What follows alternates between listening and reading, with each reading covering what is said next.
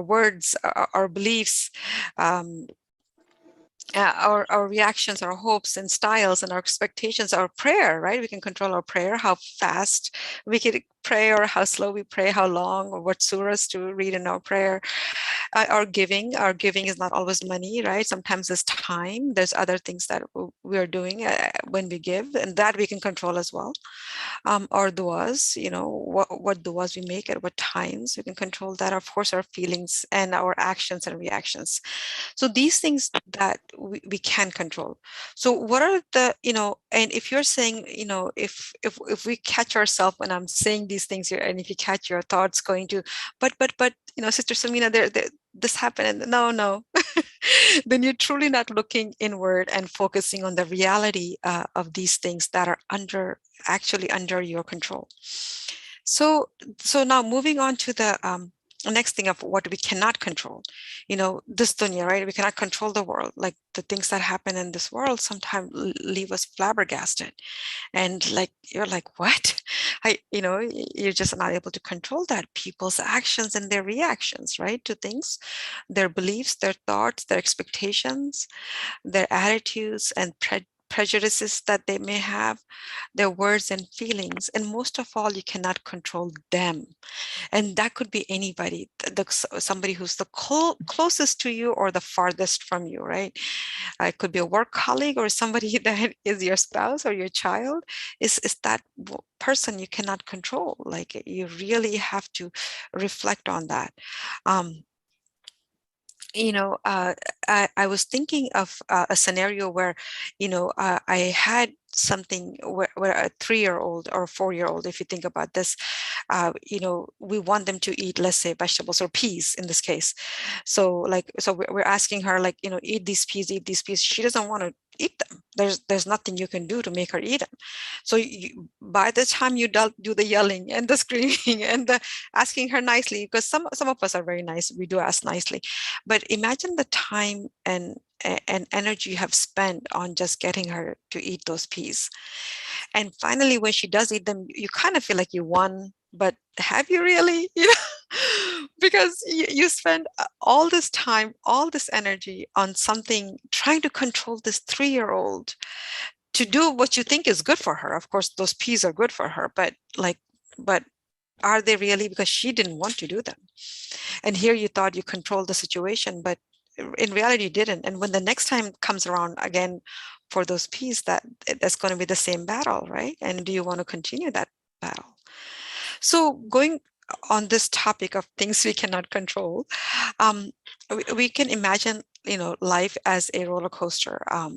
I hope you can see this, because I feel like, okay, you imagine life as a roller coaster. It's a giant, turbulent, uncontrollable roller coaster, right? Things are coming at you from all directions. There's the spiritual, like, reflecting on why something happened and what you can do better the next time, or wearing proper clothes, or eating proper foods, or staying in or going out. There's constantly things that are coming at you. What is halal? What is haram? And it can become overwhelming. But my suggestion to you and myself, right, and this is all into what we can or cannot control, right, is to zoom out. So we zoom out of to see whether or not you're looking at life through the wrong lens, right, through a lens that is not serving you um, in the most positive, in the most calming, in the most present manner, right? So are we looking at life in a way that is always feeding us this thing that we can control all situations, but in reality we cannot, right?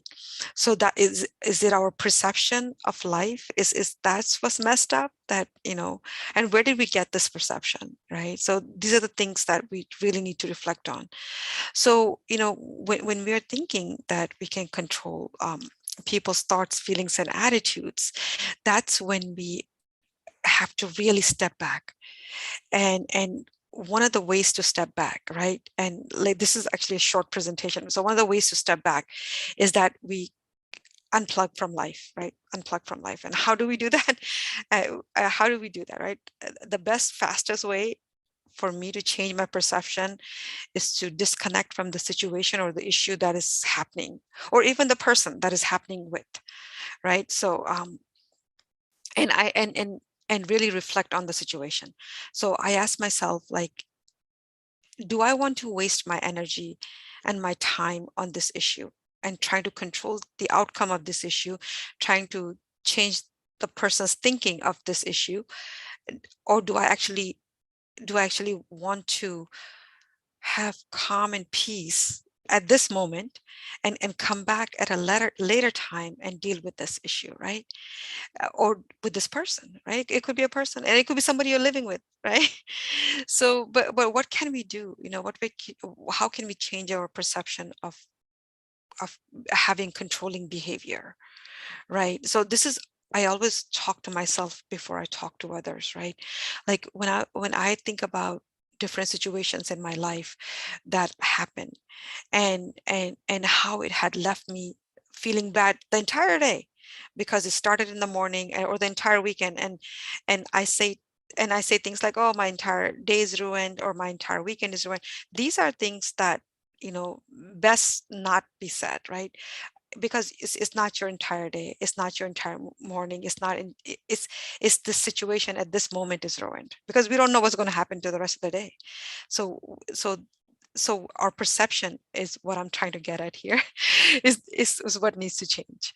And one of the fastest way, like I said, I found out, it was to disconnect, and sometimes trying to solve or deal with an issue fast, like really quickly, leaves more gaps and creates more problems than solutions. So, so that's what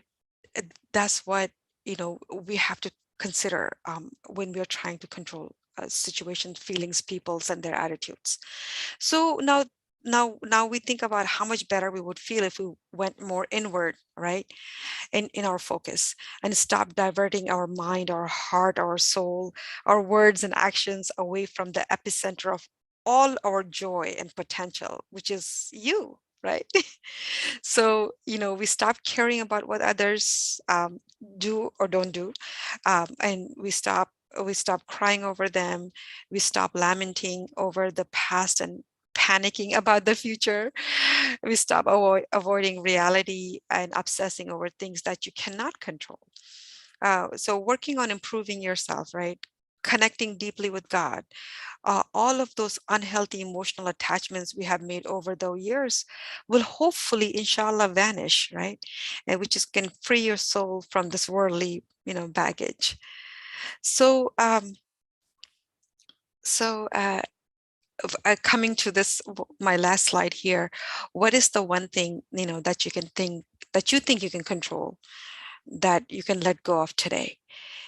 So this is my question to you and myself, right? So I'll go first, because since this is, this is a question that I asked.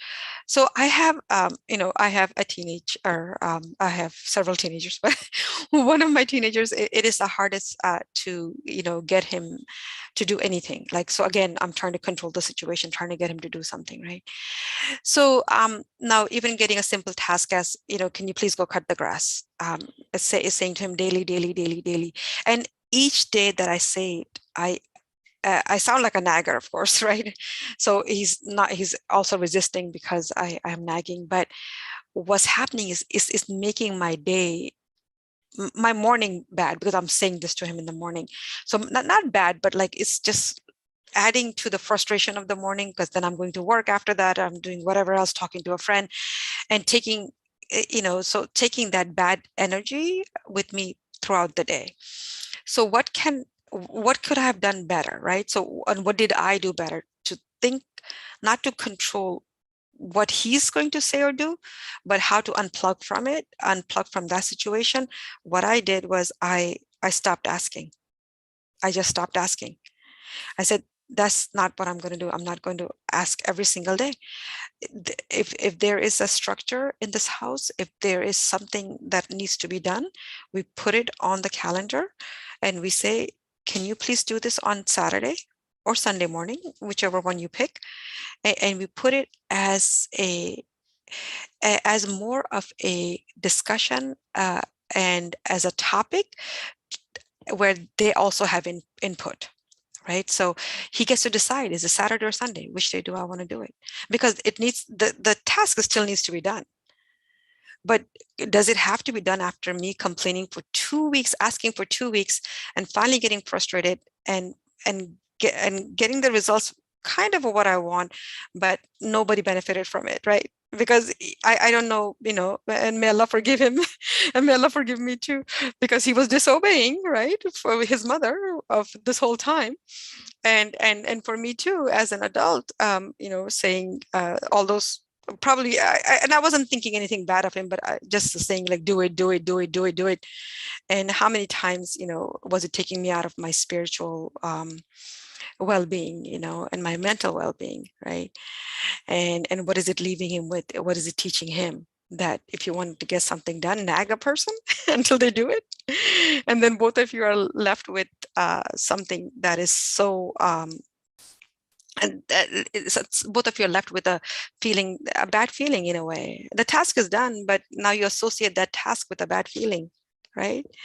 So that is my story to share for today. But anybody else want to share anything? Thank you.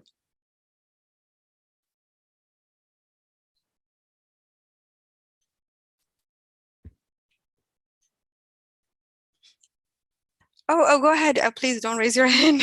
Hala, please. Assalamu alaikum. Thank you so much. Boy, you must have thought, you called it.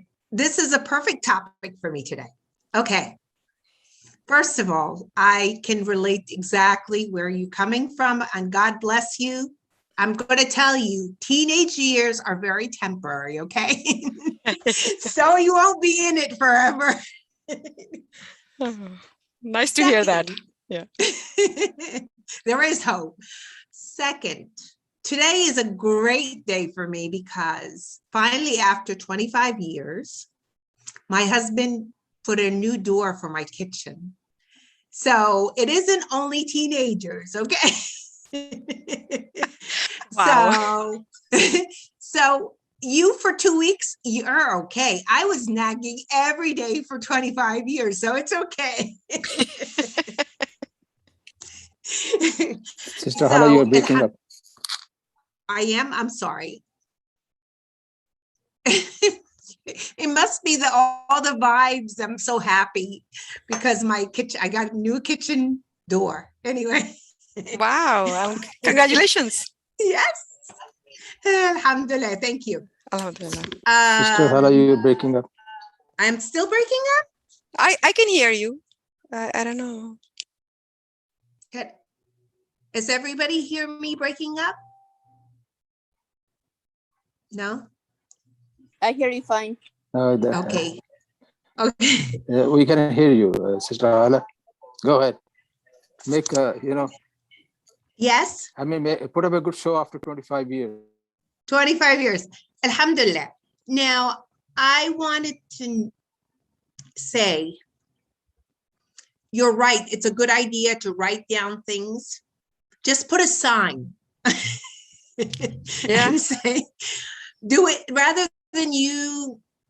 I know every time we look at it and we get aggravated, but alhamdulillah, right now, I'm very thankful. So sometimes people will do things when they're good and ready.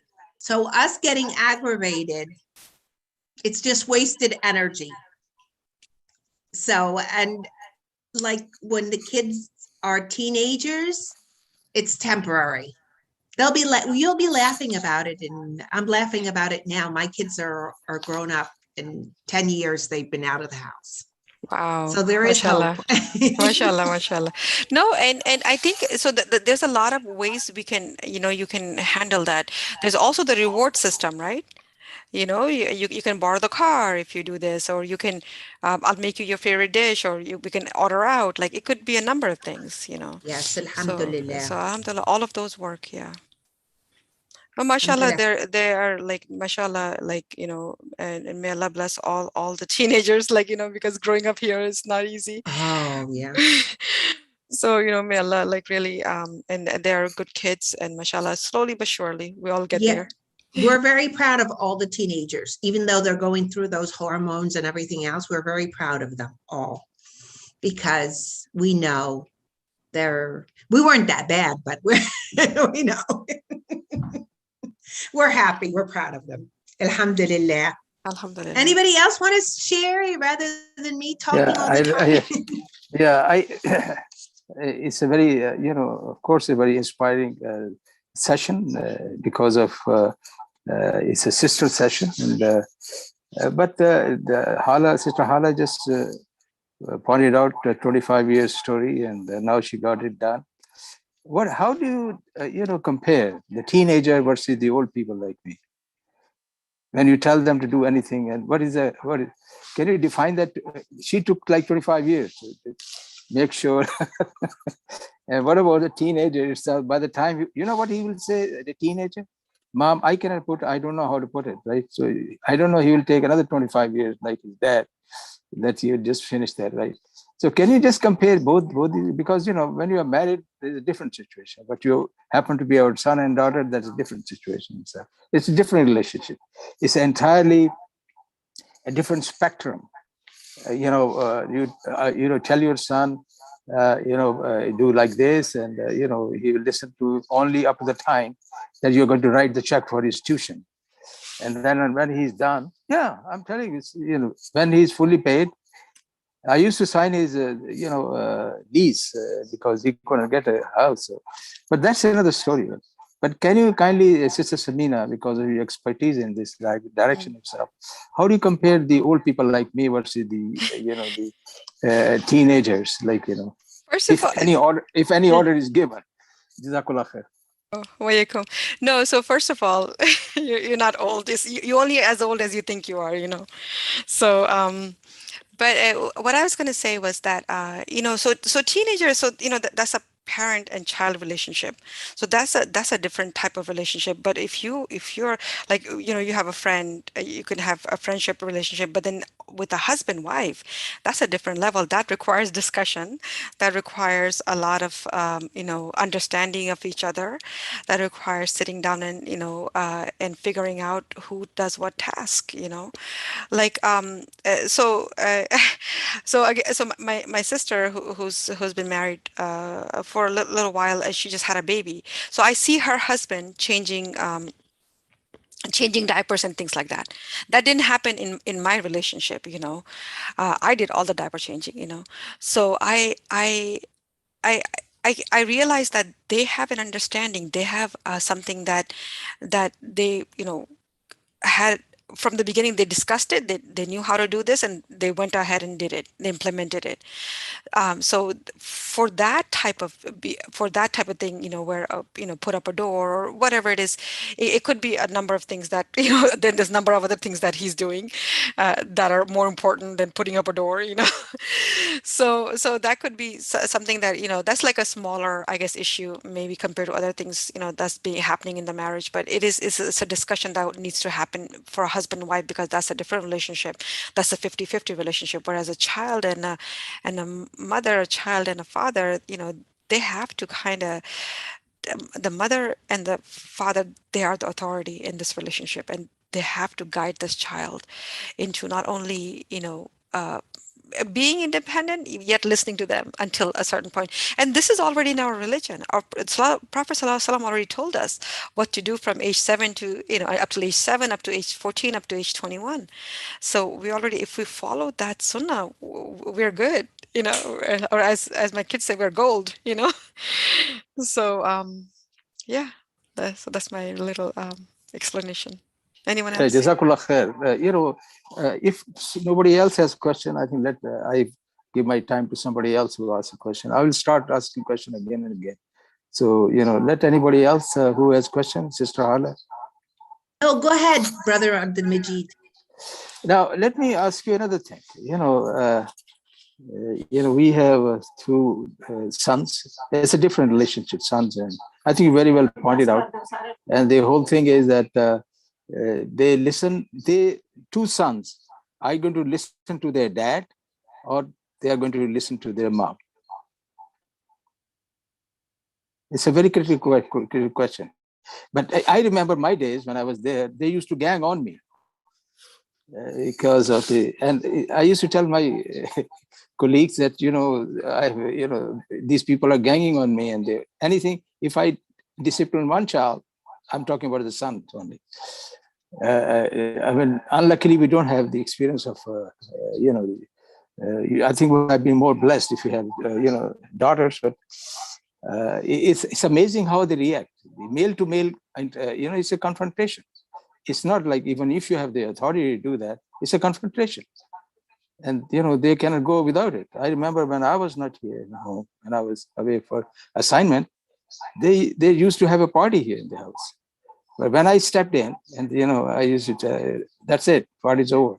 They accept that authority itself. So it's a matter of, I think, how you provide it. And I think, Sister Sameena, you are very right that, of course, I mean, we should set an example, but if you go back the roots of Rasulullah Sallallahu Alaihi Wasallam, how really, he led his life, and, how profound life he just said was a good example. The sunnah that he said suggests that. Do you think that it's very difficult to handle male to male confrontation or male to female confrontation? So I think it's not, there shouldn't be a conflict, so I think the conflict comes in.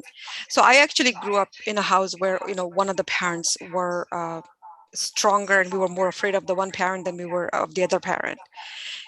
So that was, I think, the yin and yang in our household where I grew up. But I think I have seen other households where both parents have the same type of discipline, and they back each other up, right? They back each other up. So like, Right. if their kids had a party when the parents were away, they would both, like, if the mother gave out the punishment, the father was like, nope, you did your thing, and now you got to face the music. So again, it's it starts at the root, with the parents having that understanding from the beginning. That's right. Yeah. So That's if they very don't true. have that, so That's in our cultures, a lot of our cultures, we come from the cultures, where we see the father and the son not getting along, and the mother and the daughter, in some cases, not getting along, or sometimes, or sometimes the vice versa too. Like, there's the mother, the mother is not getting along with the son or something. But I was going to mention this, and actually, I don't work for these people at all or anything. I have no connection to them, but I was talking to somebody at a place called Olive Branch Muslim Services in Houston, Texas, and this is. And they were saying, because we were talking about cases, different cases of families that come in there, but I was so proud to see that it was families that want to have a peaceful life, right?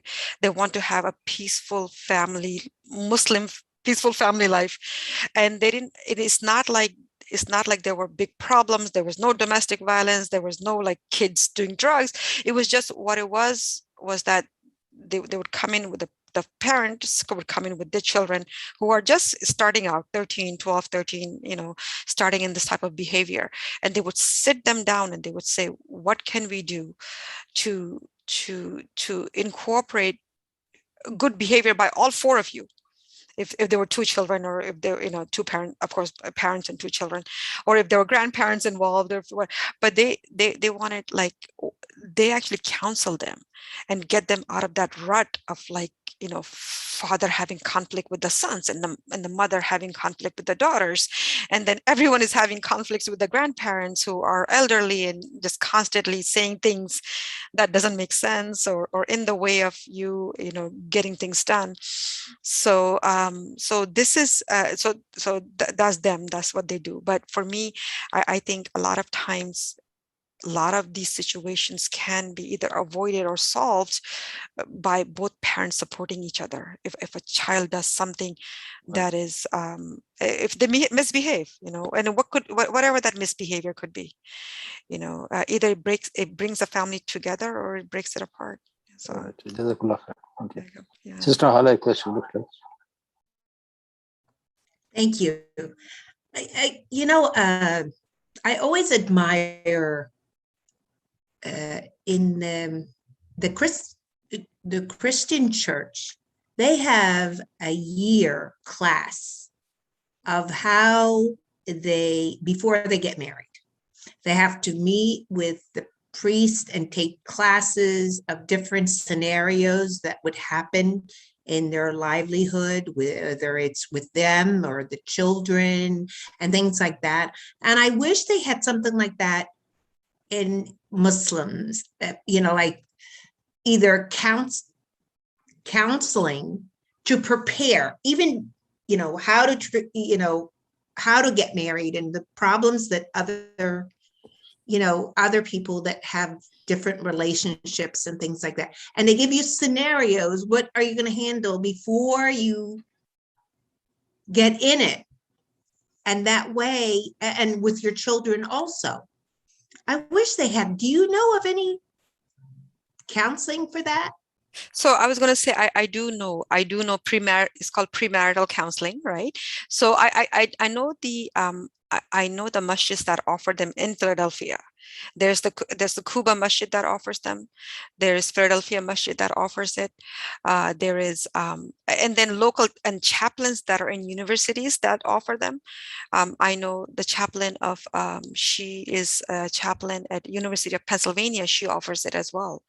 So yeah, there are chaplaincy services, and I know it's not a lot of money, but it's just, when you're showing up in that space to have that premarital counseling, I think that says a lot about you.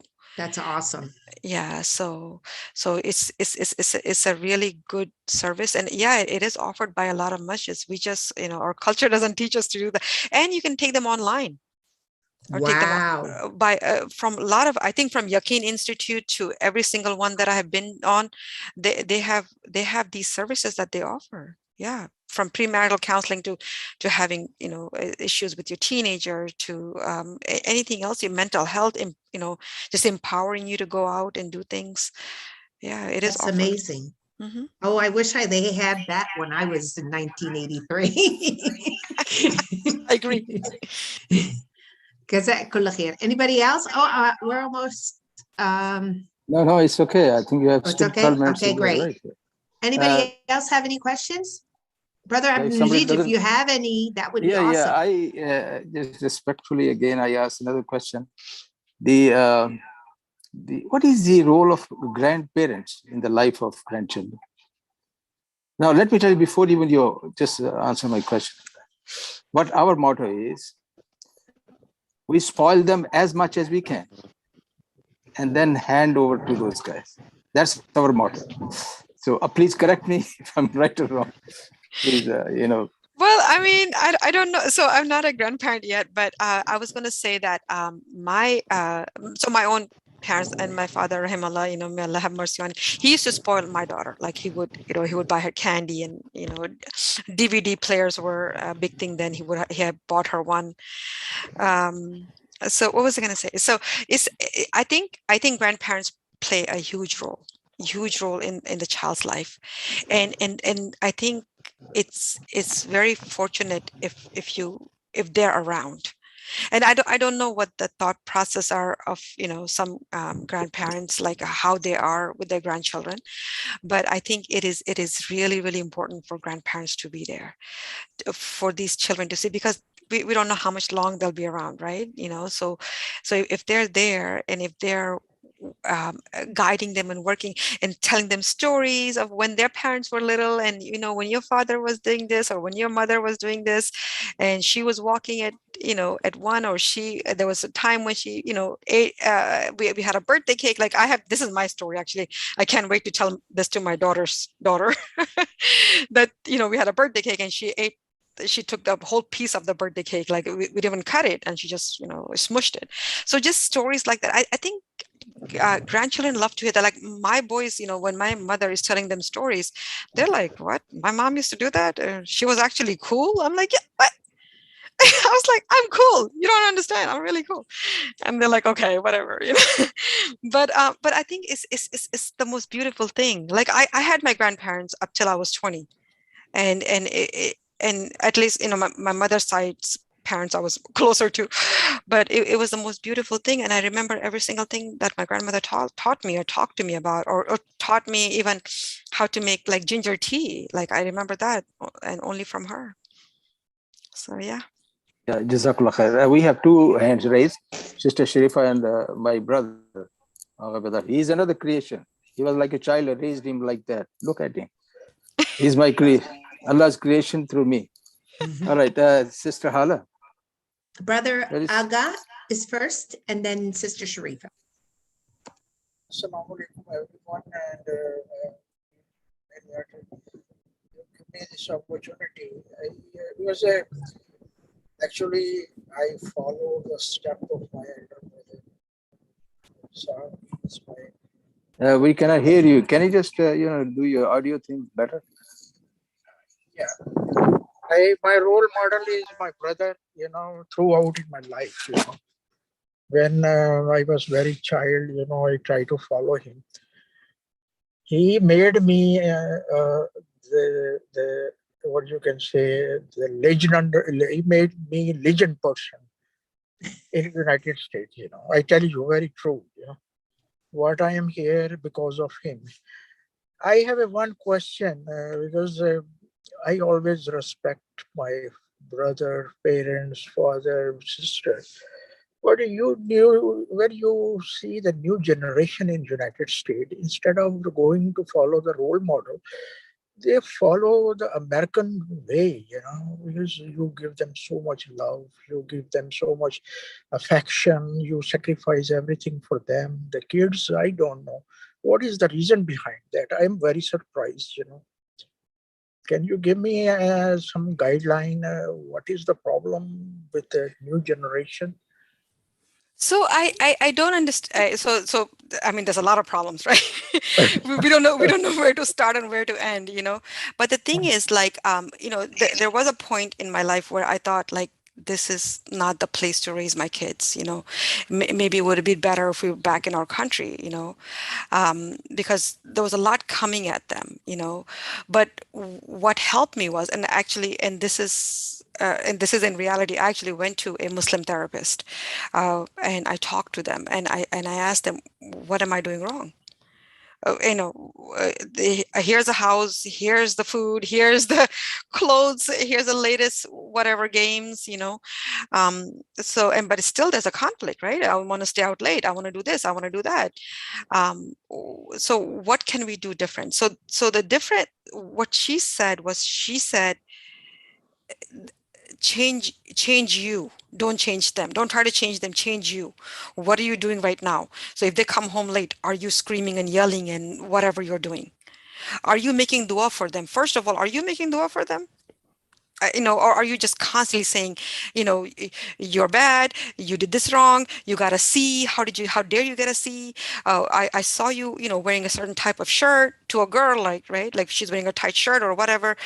Instead of doing all of that, they said, step back. You're raising them in a first of all, they're not being raised as you were raised. You're raising them differently in a different time. This 2020 is 2016 at that time, so you're raising them differently. So treat them differently, treat them according to the time as they're being raised. So at this point, the thing is that there is nothing wrong with them. So what did I do to change that? I made dua for them. First of all, making dua for them was the biggest change that came for them. Ask them constantly to have good friends. Make dua that Allah give them good friends only, and nothing else, right? Just only good friends. Then finally, I stopped the screaming.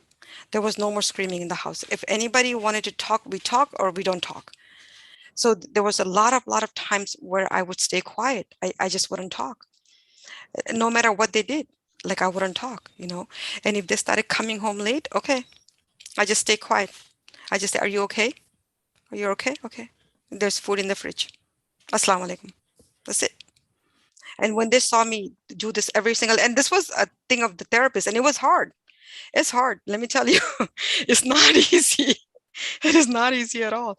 But whatever she said, as I implemented it, as the days went on, and they trusted my behavior, they trusted that I'm going to stay the way I am. They said, okay, like she's okay. Like, alhamdulillah, like I'm telling you, if people say, oh, mashallah, your kids are so good. I say, I did nothing. I did nothing. It was all Allah subhanahu wa ta'ala. Because I made sure all I did was make dua for them. That's all I did. And change me. I changed me. I didn't change them. So, alhamdulillah, yeah. All right, thank you very much. Appreciate that. And Allah bless you and Jazakallah khair. Thank you very much for good reply. I Ameen. appreciate it. Thank Tfaddali, you. Sister Sharifa. Assalamu alaikum, everyone. Thank Walaikum you. salam. Thank you so much for having this presentation and this gathering. I have a question regarding children that have, I guess, maybe mental disorders, or say they have an issue or a habit of being impatient. What do you do with that? How do you react to that? I mean, I'm generally very calm and easygoing, and I let a lot of things go. You know what I mean? So I don't know whether that's the right thing to do, because I let, like you did, I used your strategy. I've done that throughout my entire life. Okay. But it's still not working. And I say dua and everything. And I'm trying to understand, what more can I do? Okay. I appreciate your story. Mhm. And I'm doing everything that you have done. And God is my witness, Allah is my witness, that I don't know whether I should just, maybe, cut, not completely ties, but once I started doing this, I think maybe this might be the right approach, is, please don't call me until you cool off. So I don't know whether that is a good move or not a good move. So I'll tell you, Sister Sharifa, may Allah make it easy for you, first of all. It is, there's no cookie cutter approach, right, to any of our situations. We can both have the same exact situation, and you have to take this approach and I have to take this approach, because it's just the way things are. And again, because we talked about in the beginning, controlling other people's behavior, right? We cannot control our kids' behaviors. If they're 3 or 30, you just can't do it. So I think one of the ways, if this child or person is diagnosed with, okay, this mental health issue, it is best to start with people who are licensed to help, right? Like, who are counselors, who are therapists. It's best to start from there. I never recommend medication. I don't know, but there are times when you have to take that. So this is one of the things. Like I said, I went through a therapist, and I'm okay to say that now. Initially, it was kind of like a shame, I was, because in our culture we're taught not to even do that, not to even, like, oh my God, why are you going to therapist? Come on, I can just say your dua, you'll be fine, or just read Quran. Yeah, but in Quran too, it says seek help, right? So we're seeking help. So if this becomes really overwhelming for you, first of all, the power of dua is that, first of all, keep making dua. You don't stop making dua. There is a time and a place when that dua will be answered. We just don't know what time and place that is. So we continue to make dua. Second, we ask Allah, Ya Allah, open up a way for me. You're Al-Fattah. You're the one that opens, doors. So open that door of calmness, that peace. I love this child. I love this husband. I love this brother of mine. Whatever it is, I love my father. I love my mother. I want to have a good relationship with them. Open up a door for me, and show me when that door opens up, and let us both, our hearts meet. our minds meet. And if that means stepping away from that situation for a couple of weeks, for a month, we don't cut off kinship, but we can, for our mental health, there are toxic family members that we can take a break from, and it's okay to take a break from them, but we don't cut them off. If they're sick, we go visit them. If there is a reason why you need to, because if this is causing you daily stress, continue to make the dua daily, ask for help, and inshallah, may Allah, will make it easy for you, inshallah. Shukran. Jazakallah khair. Thank you. Sister Sameena, you're very popular. The Hagga Fatma wants to ask a question, but she couldn't get the icon. Itfadali, Sister Fatima. Assalamu alaikum, Sister Fatma. Alaikum salam. You can hear me? Yes, we can. Itfadali. Yes. Okay. I just want to add to what the sister was talking about the children, when she said when they come here, they change. That is part of human growth and development. Children assimilate. Anywhere they go, they assimilate, because the environment play a great role in their life and their interaction. This is why when people are looking for houses or buy houses or rent houses, they look for the environment. If it's a good neighborhood or a bad neighborhood. So all that play a good display in their behavior. Because when they immigrate, they assimilate. And when they assimilate, they accommodate. And when they accommodate new behavior, they act upon that. So it's just part of growth and development. That's why it's difficult to raise them here. But every household is supposed to have like a structure. You have your rules, just like each classroom have rules. You have your rules and they eat down. Put it on the refrigerator. Their chores, put it on the refrigerator because they go there all the time. And then with the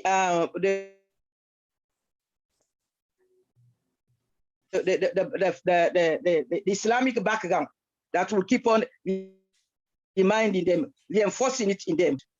But it's part of growth and development, and that's where the test come in, like the Quran tells us. Allah said He will test us with our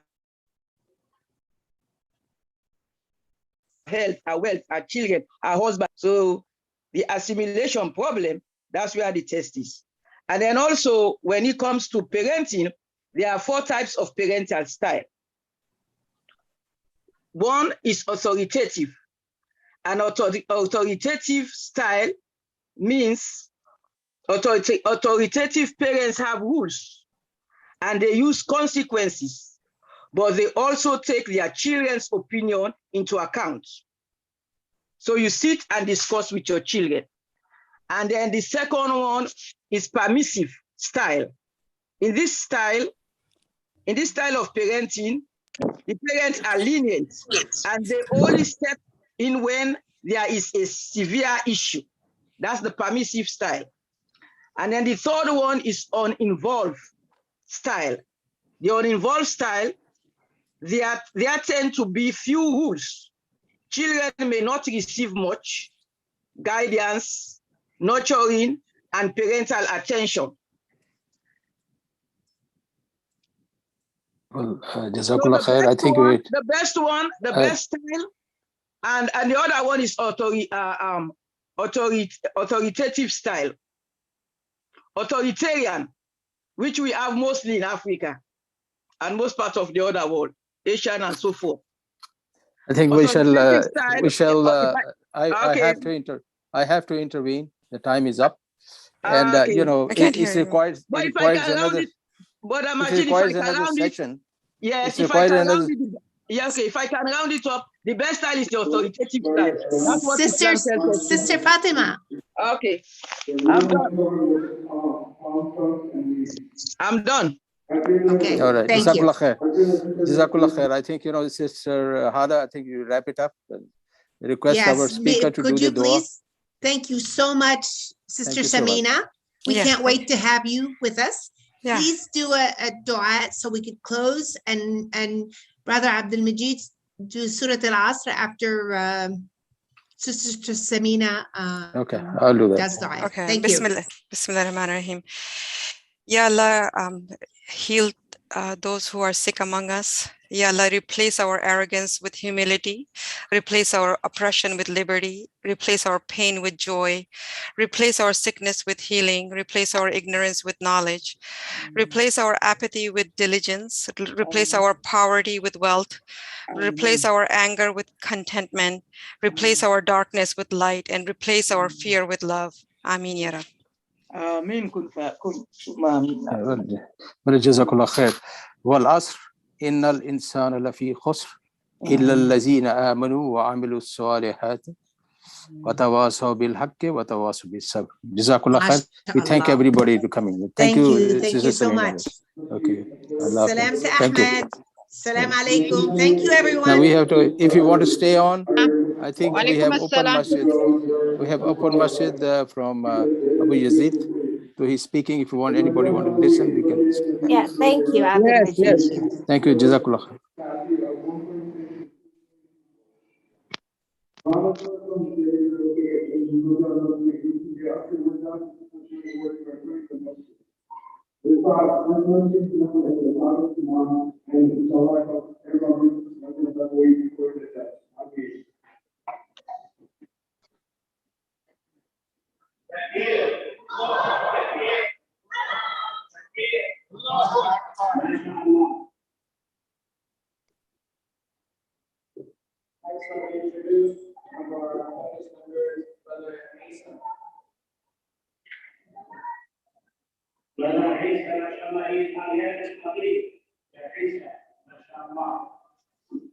Inshallah, brother and sister, will continue with you as much as you want to continue. The program is still running. Sheikh Hamad Shibli here, Sheikh Jamal Shibli here, Sheikh Abu Yazid here, and we still have like 2 speakers. If you like to listen, I'm sure we'll not finish before 9 o'clock.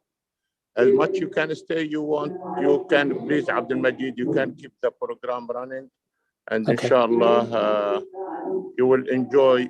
Also, if you want to send any donation to the program, to Sheikh Abu Yazid Al Bayan Academy, will appreciate that, inshallah.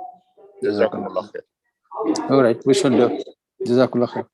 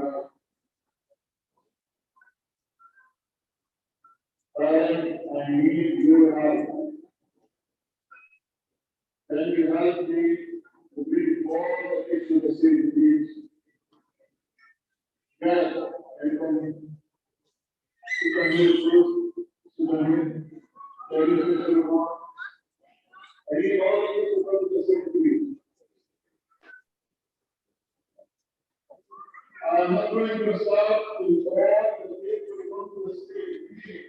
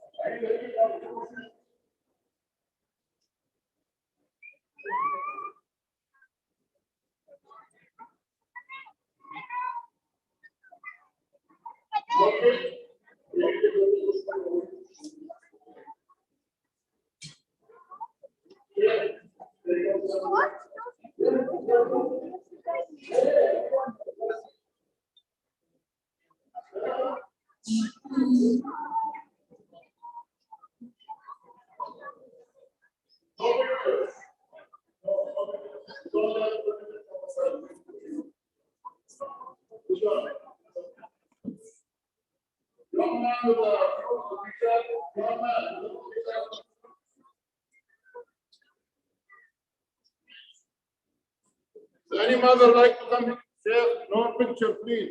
Did you take? Any mom like to come? Let's come there. Let's look. No? Yes, I'm going to have the video with you. See, so all of us are going to reach with at once. But I don't have a lot. I'm very hungry. Sheikh Abu Yazid, much more for us, and it's going to make a sujood for us around 49 of it. That all of us need to that. All of us. I would say 1, 2, 3. You and you are not allowed to eat. Good. Please. Okay? You have not allowed to eat. Adib, Wallahi Adib. MashaAllah. Wallahi. All the kids together. 1, 2, 3. أعوذ بالله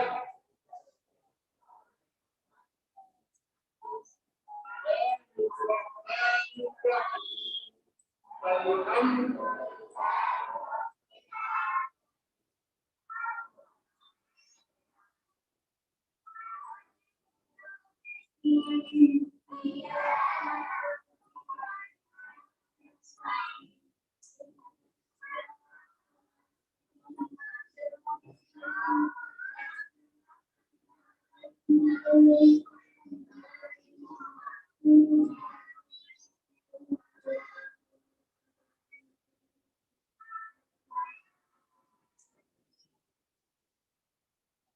Now I want you to do me a favor. I swear by God, my hand is clean. I want you to put your right hand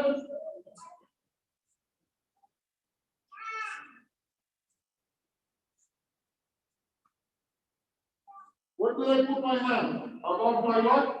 No. Yeah? Which means we are not allowed to speak till I finish. You promise? And if you like to speak with your neighbor, your father or mother, we are going to charge them $1,000 a month. I want all of you to speak. I want every one of you to speak to the neighbor. Yes? $1,000 for the church, from your family. Who is going to speak first to call his father here to pay $1,000? Raise your hand. You? What is your name? Alicia. Alicia, do you know what the father is saying? you know where your father is sitting? Can you tell me who is your father?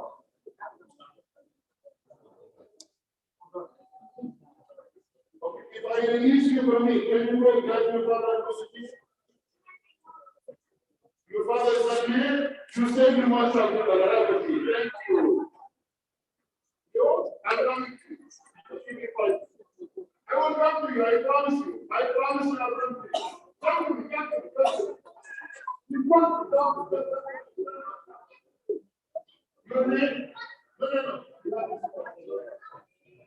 Your name? Where is your father? Oh, I need your father. Okay, I'm going to call him on the phone. I have to support. السلام عليكم ورحمة الله وبركاته. السلام عليكم ورحمة الله وبركاته. السلام عليكم ورحمة الله وبركاته. Be honest as your kids will come to the all of the honest and I want to create this. Have a seat, I promise you. Put your hand up. Do you like to pray in this church? Yes or no? The yes is very weak. So, no, the first time the yes is very, very weak. So, I will repeat the question again. Do you like to pray Fajr, Dhuhr, Asr, Maghrib, Isha, Tarawih, Jum'ah, Salatul Janazah, when we die, all the Salah in this place? Yes or no? Yes. The one who said yes, raise your right hand, please. Because I like to pray you. Raise your hand. Hi, let Allah subhanahu wa ta'ala know it. As John came and raised his hand and declared the Shahada. Yes or no? Raise your hand. You are not allowed to put your hand down. You are not allowed to put your hand down till you walk. Raise your hand up. I want you to stand up. All the parents, stand up, please. All the parents, if you can stand up, you don't have corona, you don't have projector, you can stand up, yes? Yes or no? Make one khutwa, make one step towards the Jannah, inshallah ta'ala, and pull your money, and you can walk around to that. Father, what do we call this? Order. I am going to request you, seriously, I'm not joking. I am going to request you to stay here till Salat al-Fajr, don't worry about it. By raising your hand, yes or no, keep your hand, pull your money, $1 at least, $2, $5, $20, half dollar, and maybe you can walk all the way to the altar and drop the money and come back. Or I am coming to the microphone and come to you. Please. Can we clean the road? Okay, the first one, takbir. Takbir. Drop it, take the flower, take the flower, take the flower out. Take the flower. Give it to your wife because you are the first one. Okay, the Jama'ah, please stand up. Please. For the sake of Allah, walk and drop the money. And after we finish the money, we're going to finish each other. Ya Mashaykh. Please, the sister, you can walk. Please. Because the brother asked me a question. He said, Mommy, we're going to memorize the Quran. I said, no, we can't memorize the Quran too. طلب العلم فريضة على كل مسلم ومسلمة. Please, put it there. Put it there. Sister, take all the money from him. Please. Yeah, that's it.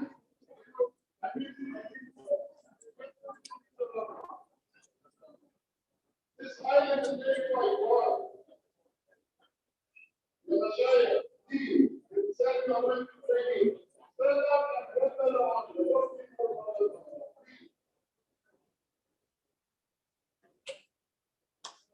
Please, for the sake of the sister.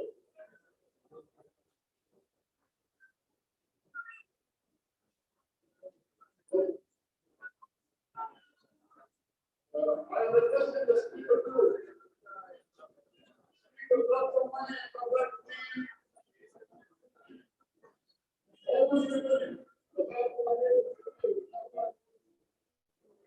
No, we have 3 envelopes. This is from Zoom program, inshallah. We'll give a donation to the Al-Iman, inshallah, Al-Bayan. This is 3 envelopes I have from Zoom program.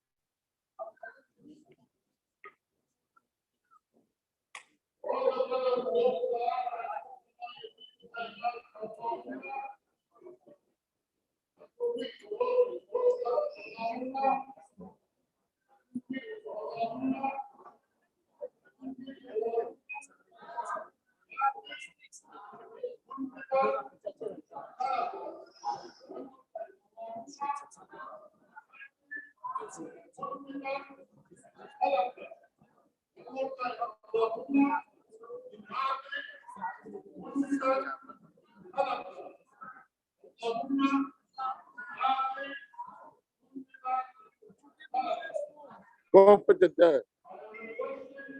You put it there.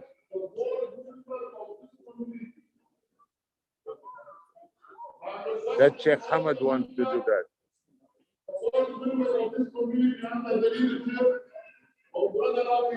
شيخ ابو يزيد السلام عليكم. جماعة الزوم معك. الله اكبر تكبير. شو بدك تقول لهم؟ الله ان شاء الله هذا انفلوب من جماعة الزوم. ربنا يتقبل منهم ان شاء الله. شو بتقول لهم؟ We have a Sheikh 2, 3. Can you come to my name? Let them come to the second. Brother Ahmed, Ninja, Siddiq, and Haj Shahata.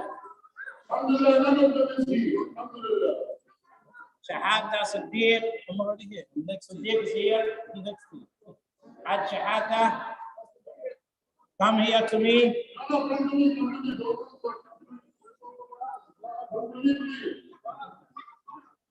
Back to the Sheikh, next to the Sheikh. Brother Ahmed. Where is Ahmed? لنا كلمة لجماعة الزوم عشان مشغولين. الله يجزيهم الخير الشباب وادعوا لنا ان شاء الله. big دعاء for us. جزاكم الله خير ان شاء الله. شكرا الله يرضى عليك.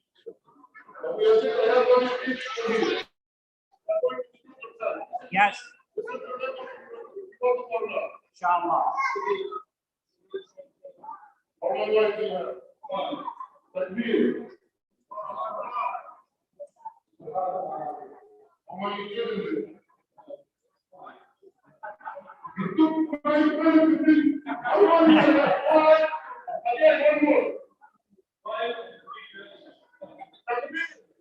الله أكبر.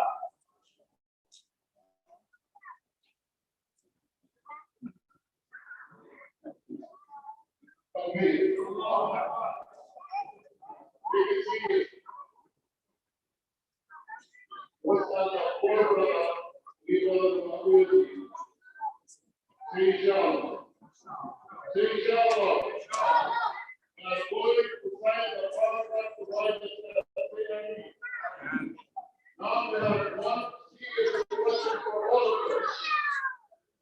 Are they willing on the day of the contract not only to put their money, but in a halal contract to put their houses as a lien that worth participation, because the only one will be a loser if we don't sign the contract regardless of the price.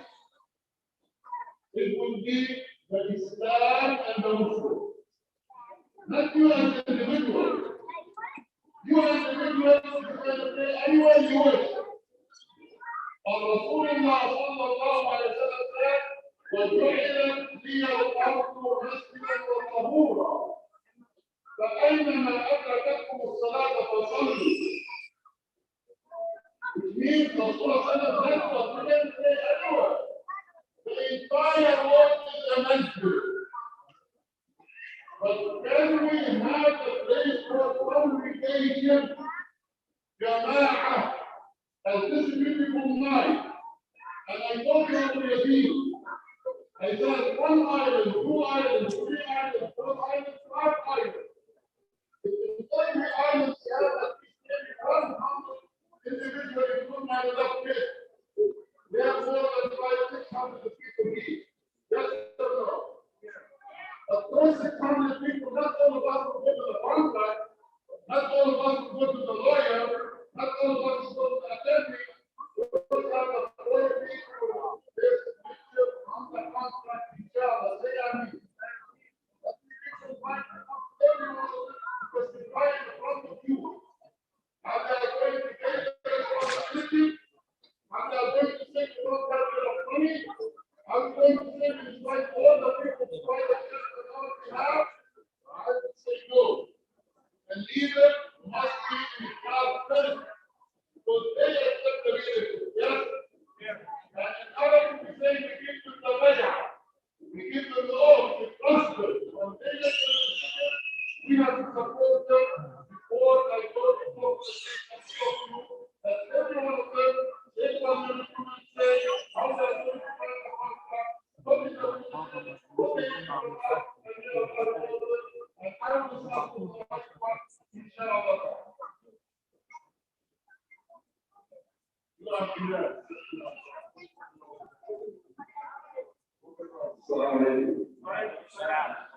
I think it's not bad. I'm not sure if you have seen mostly, but I am sorry. We don't want to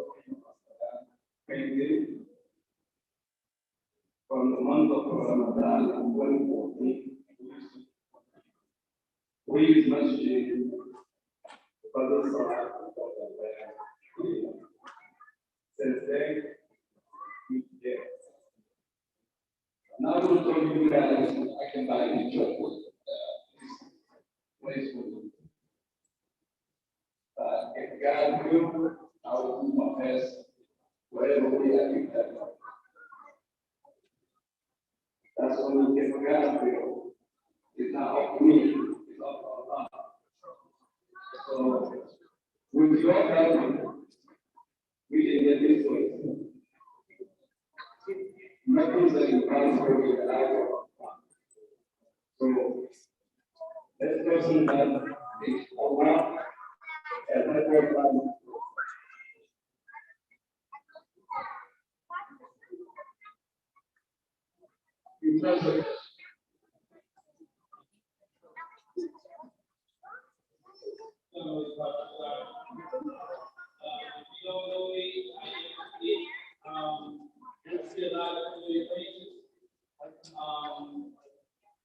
I worked in the United States. I've been there since 2016. I think I will be promoted in the United States Friday when we get there. And I'm pretty much 15 minutes after you leave, I'll leave. 92. But anyway, if we gotta need to be anything, I'm always available for him, even if it's not listed for me. I don't get paid. I have no injunction with the message as far as any benefit besides also. I'm still going to be the Sheikh whether this place is far or not. Inshallah. I'll be. Brother, yeah, brother, keep it just the stakeholder piece. Yes, easy way. I'll be there regardless if it's money, if it's not money, if it's just cleaning and doing that. Sure.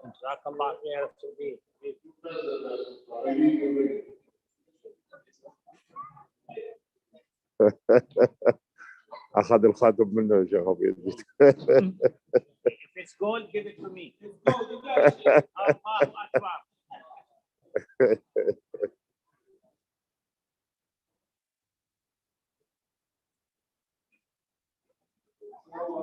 Alaykum assalam.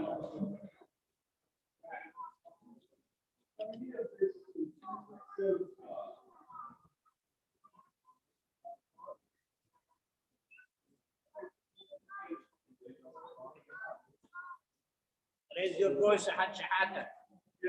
Raise your voice.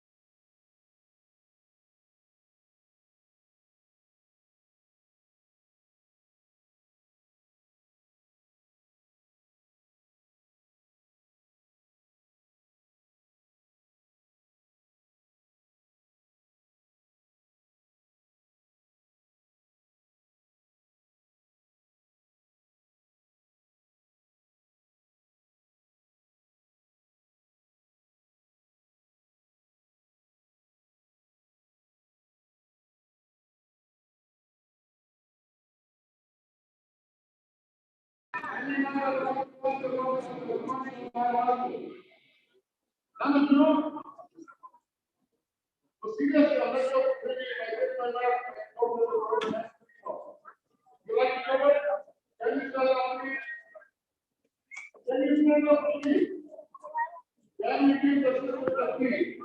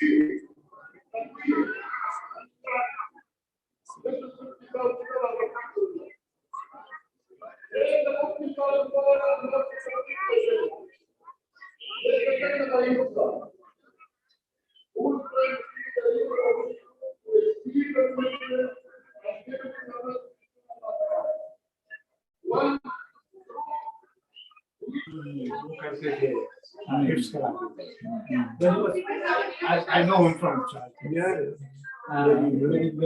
Shoaib of class fellow. And he was very smart. He was always looking for mice. Even when he was looking for mice.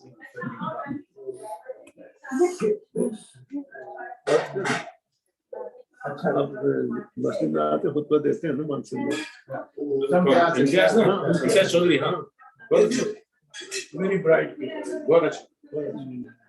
Retina specialist बहुत अच्छा नाम तो अर्थ भी है very nice Iftikhar इन सब बच्चे चौधरी साहब actually used to live in Chaudhary साहब की तबीयत अभी कैसी है डिमेंशिया हो गया right डिमेंशिया के अलावा फिजिकल भी नहीं ऐसे झुक के चलने लगे अभी चौधरी मंजूर Chaudhary he has some mother-in-law death हुई है हाँ सर जनाजे के लिए गए hardly he could hardly walk हाँ मैं देखा था बहुत हमें था but I don't know he always recognized he always come to me he will work हम सब भी वर्क कर देती हैं for a lot of hours physically बहुत गिर हो गया कंडीशन वो ब्रेन का वाटर भी निकलता है अच्छा वो इनसे वो होगा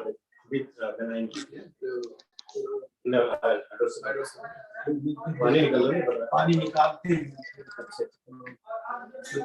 वहाँ पे मुझे कोई प्रॉब्लम नहीं पेंसिलम में मैं घर बेचा स्कूल डिस्ट्रिक्ट कैसी है मुसलमान साहब बेचारे स्कूल डिस्ट्रिक्ट आपकी कौन सी अच्छी समझते हैं आप पेंसबेरी का कोई मुसलमान बताए जो इस लेवल का है क्या चौधरी और डॉक्टर खार चौधरी जो भाई हैं they all पेंसिल वो भी खत्म टीम भी वहाँ का है Salem has produced a lot of the beasts. Pillsbury has not. Lucky training is that. ये बेचारे वो मंजूर चौधरी अनवर खान सब डेली स्कूल बुद्धि के घर में रहते थे ये रिसेंटली केम नंबर 8-10 लोग बोलते थे वहाँ जब हम नए आए थे ना तो हमें तो पता नहीं था कि खाना कहाँ से लाना है कुछ 71-72 की बात है तो क्या होता है कि ये जो बूढ़े बूढ़े लोग उनके पास 5 कमरे का 4 कमरे का मकान है में जाकर 3 स्टोरी तो वो रूम रेंट कर देते हम रूम रेंट करके दो तो ये उनकी एक रूम suburban में चेरियल के पास तो ये लोग थे फिलाडेल्फिया में तो मनवीर चौधरी और मुजीब था एक मतलब बशीर था बेचारा ये सब 8-10 कमरे थे तो सब रेंट किए सब किचन में खुद रहा हूँ एक suburban